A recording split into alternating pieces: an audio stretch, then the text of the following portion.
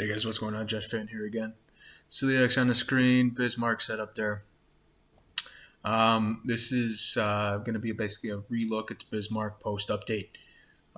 Been taking a little break from Legends here, but the new Georgia on My Mind update coming out. Getting back into it. This is one of the first games getting back into it. Bismarck used to be my favorite ship, still is one of my favorites, and I really haven't played it much post-update because I was trying to get into more of the British line, American battleship line, and cruiser lines as well. So we're going back to our roots, German battleship line, and obviously the Bismarck itself. Pre-buff, Bismarck was a tough ship to play. Ag dispersion was a huge issue. Some of these other issues that Bismarck had made it definitely difficult to play, and obviously the boost to the secondaries increased its effectiveness. I was reading through the patch notes for Georgia on My Mind. The new German carrier update, the base trait on that German commander, I don't know his name off the top of my hand, but it's increased firing rate of your secondaries. So when that comes out, we'll probably take a peek at him on this German line with the Celiax build. Might have to figure out what to do with Cunningham, if I want to keep him or not. But anyway, so this is a pretty good game here in the Bismarck. Nothing spectacular, but again, shows that with this update, Bismarck is a very dangerous ship again, and that it is gone from probably being one of the basement Tier 7 battleships to, I'd say, mid-pack. As I talk about how it's improved, of course, you see a horrendous dispersion, 8 shells, 1 hit from 10.5 kilometers. So my strategy here is to support and assist A. We have a destroyer off to our right side here. And this game is going to come down pretty close to the wire. We have a solid lead, and then we don't. So you'll see that play out. Bismarck, again, I like to play as more of a wedge. I like to talk about my German battleships as a wedge. Right? If you go back and watch my Gneisenau video, I talk about this a lot. And with the secondary range of 11.3 kilometers, yes, 11.3 kilometers, it's definitely a deadly ship if you know how to angle it. I like to give it about a 2 o'clock or a 10 o'clock angle if you're looking at a circular clock, and you figure 12 o'clock is if you're bow on, right? And then you kind of give it that little bit of angle. Why give it that little bit of angle? Gives your secondaries enough of an angle and enough room to be able to fire while still maintaining your angle discipline. And you see back-to-back salvos there on the Helena. Okay, that's a first blood. That right there is the difference in the update. That's post-update Bismarck, right? This is a Celiax build. This isn't like some Von Hipper or Hyde where we're going for more of a dispersion. That just shows that the post-update accuracy in the Bismarck is vastly improved. And it's a much more dangerous ship. So this point here, you see I switched over to HE. I'm expecting this Orkan to come around the corner here. I was kind of waiting for him. I was hoping to ambush him. I feinted like I was going to go around the backside of this island and go after the Odin. But the brakes on there, and I was trying to bait this Orkan. You see our friendly destroyer go up, pushing up around this corner here. I'm going to throw out to try to get him to turn back around because I was trying to set up my ambush. So we captured A. Overall situation in this game, we're up a ship, right? We captured A. Enemies are contesting B and C.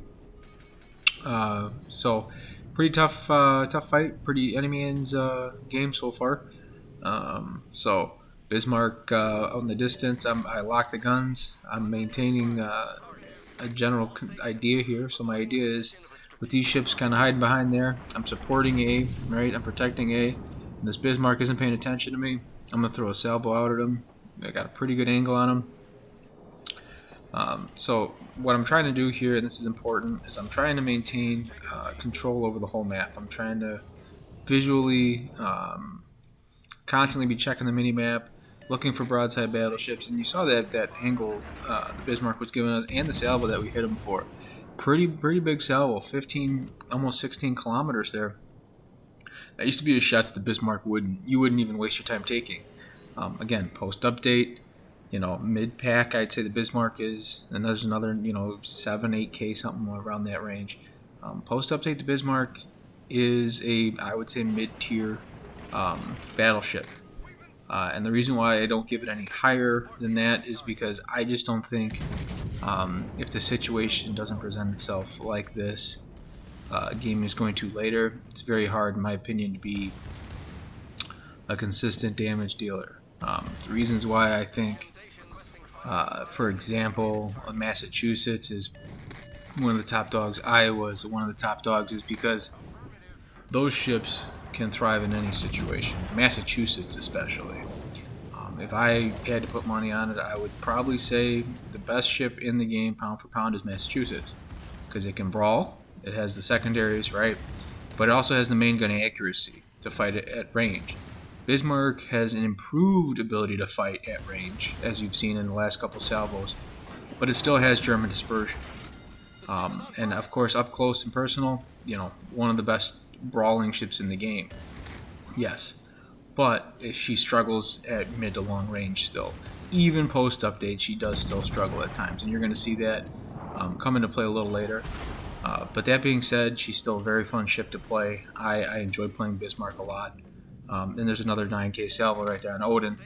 So again, this early part of the match here, I'm basically just supporting A. Our team is pushing into B and C. You look at the score, you look at this game so far, real quick brief look, and you'd say, we're in great shape here.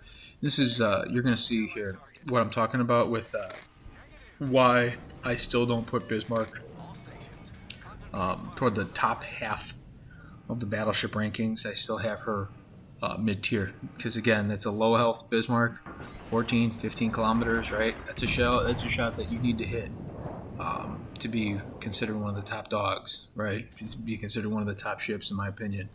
And she just struggles with it sometimes. So, not saying that you have to hit it every time, but you're going to see there's going to be 3, 4 salvos here where I'm throwing shots at this Bismarck, and I'm not hitting. I mean, it's definitely can be frustrating at times when you're playing these German battleships and you're just not getting the reaction from your main guns that you're looking for. So, again, another salvo here. And again, okay, 3 standard pens and an overpen. But again, we left them with just enough. Okay, so 4 out of the 8 shells hit from 10-ish, 11 kilometers. Like that, you want to be taking ships off the board there. You don't want to be, leaving ships in the game, because now it's 3 salvos in, a whole minute goes by before I'm taking a 6, 7, 8,000 health Bismarck. And again, 10 kilometers, 1 standard pen, 1 ricochet. So this is what I'm talking about when I say that the Bismarck still has that German dispersion. Again, 93,000 damage, only 24 hits from the secondaries. So you're seeing most of this is main gun damage, yes. And finally, there you go. We finally take the enemy Bismarck down. But that right there, that little showcase is exactly why I still have Bismarck only mid-table, right? Mid rankings of the Tier 7 battleships. Maybe one of these days I'll do a video where I do go through my rankings, but it's going to be outdated the second the update comes out. So maybe that'll be something I do post-update here. Once I finally get my hands on the Georgia, get to test her out a little bit, and that new U.S. battleship line, maybe I'll go tier by tier. But this Bismarck is greatly improved. And again, this is my first game in the Bismarck in probably about 2 months. 3 months here, because I just wasn't playing very many German battleships outside of my Gneisenau video that I put up and a couple of Tirpitz videos. Maybe I'll have an Odin coming out later this week. We're trying to get back into the channel here, but 110,000 so far. We have the flank, so now this is where you kind of get that opportunity where you can push and get crossfire shots, right? So we did our job, we held A, and now the team, we both have A and C. You look on the board here and you say, this is a win. This match is a win, right? Yes, you would expect it to be a win. But you're going to see here in a couple minutes just how quick the tables can turn, and how a ship lead and a points lead can become perilously close when you play aggressively and recklessly. So again, we have Massachusetts that can't get shots on us. This Odin is going to start angling in. We again give it the angle, that 3 o'clock, 2 o'clock action, where the secondaries are opening up. You're seeing off to our right hand side the secondary hits are slowly starting to tick up there. And incapacitation, we aimed for the Odin's guns that try to incapacitate him. Odin has torpedoes, I know this, right?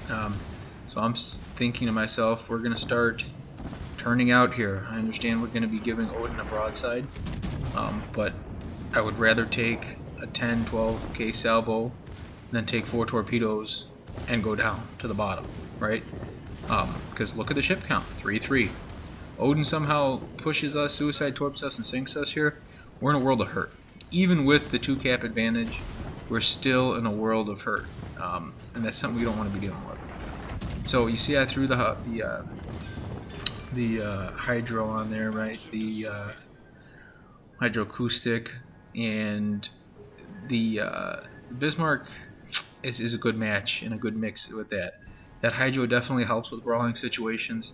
I preemptively turned out, and again, what do you do to fight ships that are torp threats? You either are constantly moving away from them, backing up, and forcing them to keep coming at you, or you turn and you begin to kite and you draw them in.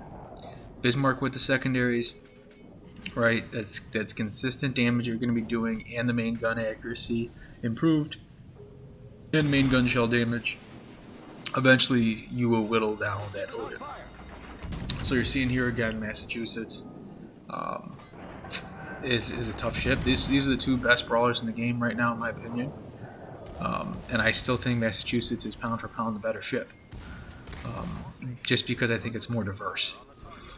So you see here, okay, I have a destroyer off to my right, basically straight on. Orkan, friendly Orkan goes down. What do we got here? 2-2. We're up in a bunch of points, but if we lose, if I go down here, okay, now it's 2-1, enemy Massachusetts full health and a destroyer. They can easily, okay, with our friendly destroyer kind of chilling off in the back there, if that destroyer, because he's sailing in instead of away, somehow gets caught out in the open and gets sunk and gets focus fired, this could be a throw. This could be a loss.